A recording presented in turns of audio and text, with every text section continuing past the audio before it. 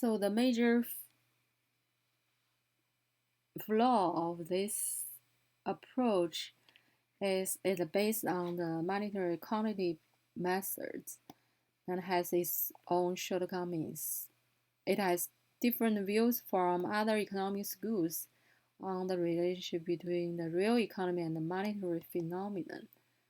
Those assumptions it also relies on the assumptions that it's too restrictive and deviate from the reality.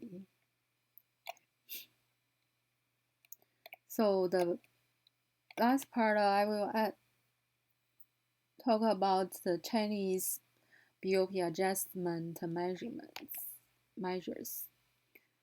That is first is the foreign exchange control. That means it's a system by which a government controls foreign international settlement and foreign exchange treaty through laws and regulations in order to achieve the balance of BOP and the stability of its currency exchange rate.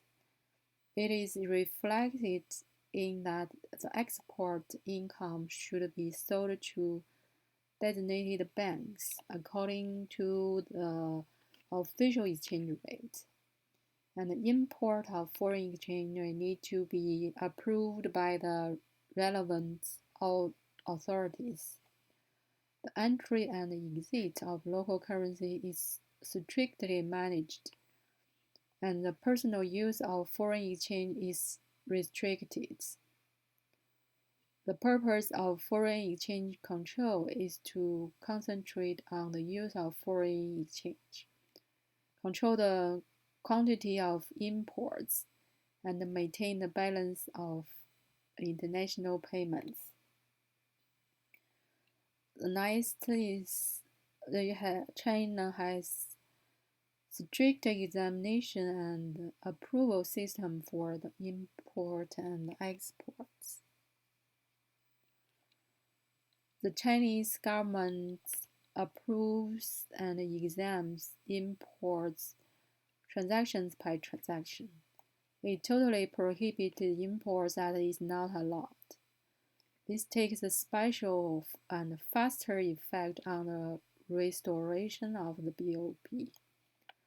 However, the approved system is too arbitrary and be opposed by the advocates of free trade. And the next is that China has implemented a hyper protectionism trade. That practice of the trade hyper protectionism is just the more exaggerated of the protectionism. This will use such as the dumping subsidies, dumping to expand the export to other side of the market for the purpose of occupying the other sides. And to restore the BOP is often just an excuse.